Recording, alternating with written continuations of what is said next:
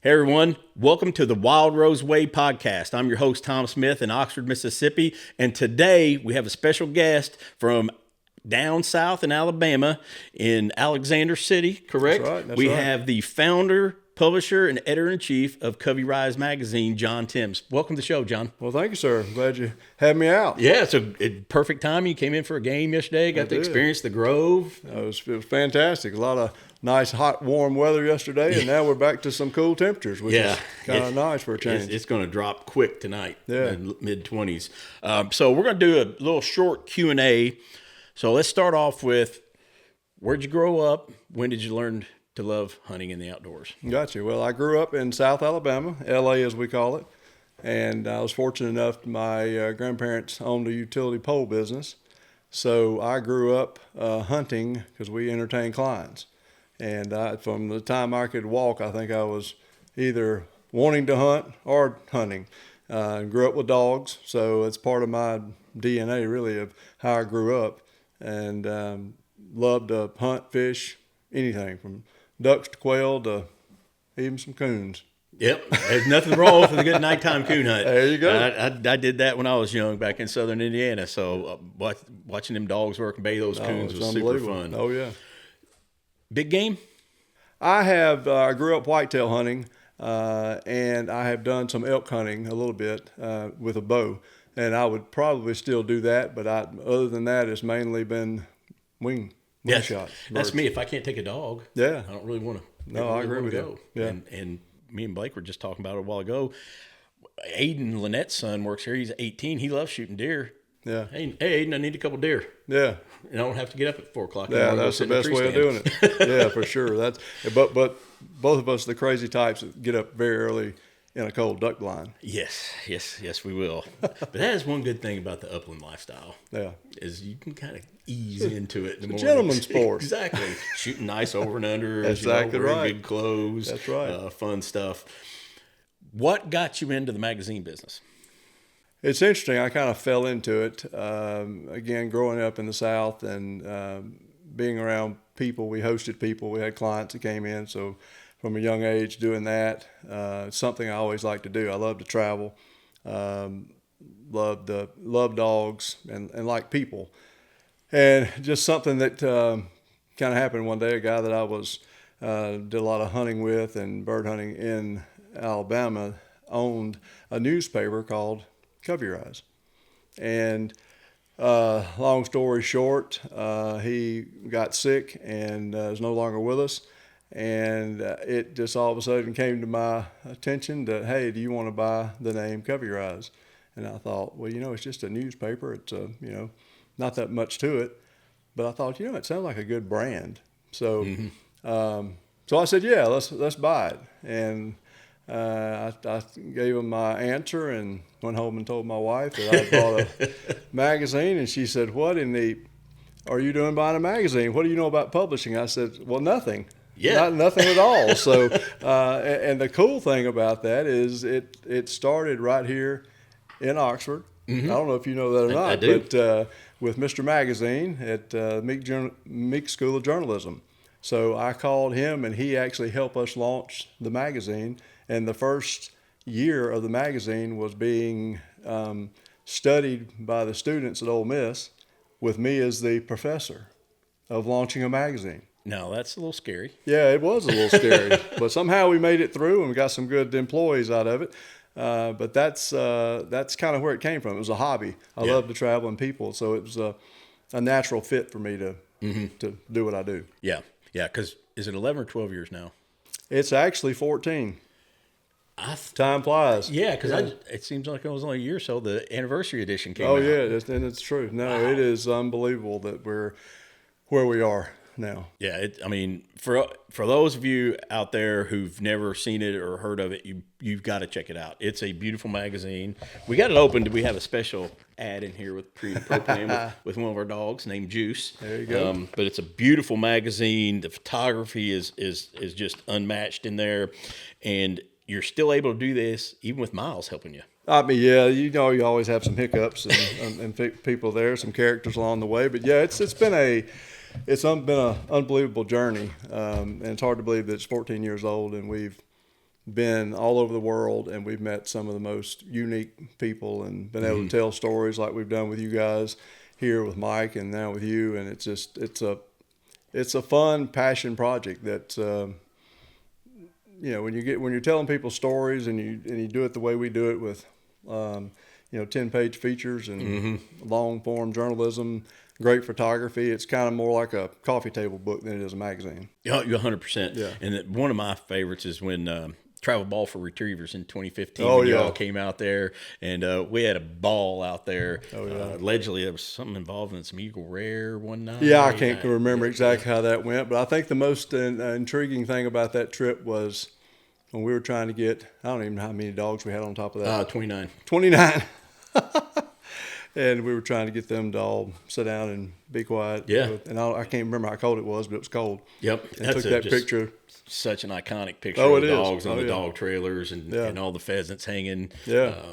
Because Chip did the photography. Yeah, Chip was a good one. He was amazing. And the funny thing to me, what I remember of that is all of you handlers were trying to get your dogs to sit and look, and finally he just said, "Y'all sit down and shut up. I got this." And he whistled one time. The dogs perked up, and he took the picture, and he said, "There we go, done. Done Get deal." your dogs." That's right. Yeah, we missed Chip. He was he was just an amazing photographer. Oh man, he always got the shot, no matter if he had to get in a muddy, wet ditch or it didn't matter. He was there. He was down at the dog's angle getting the shots. He was a good one. Yeah, for sure. Yeah, he's well missed very much in the sporting for sure. community. Yeah.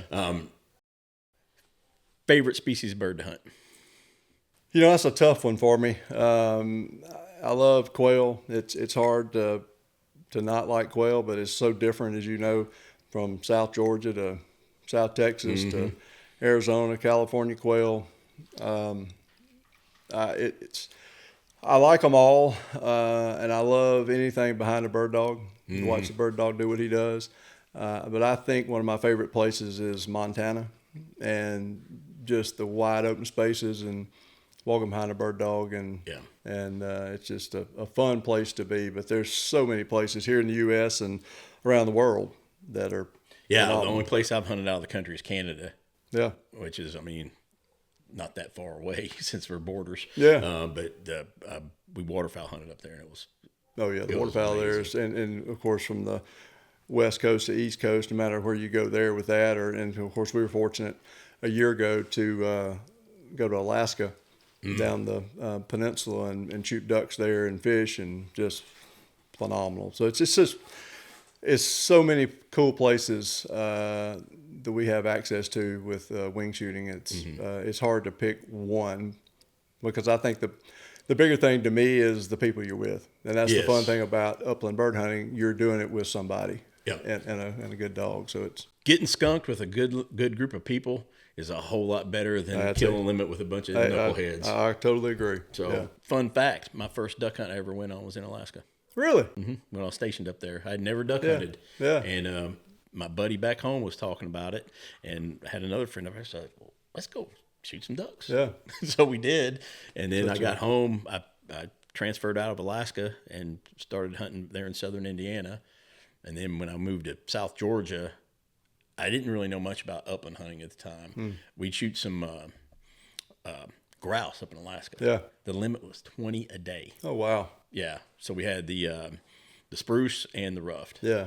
And we didn't have a bird dog. We just walked through and kick them up. Oh yeah, and, sure. Just shoot them and cook them up. But then once I got into the duck hunting, that's when the dog thing started for me. Yeah.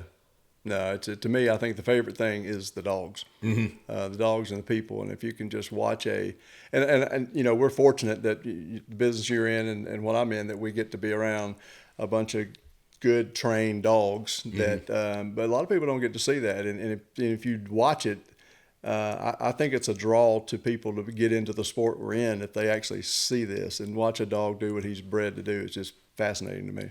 We've had some clients who started off with adventure dogs. Now they've got guns and they're hunting and just get into it like that.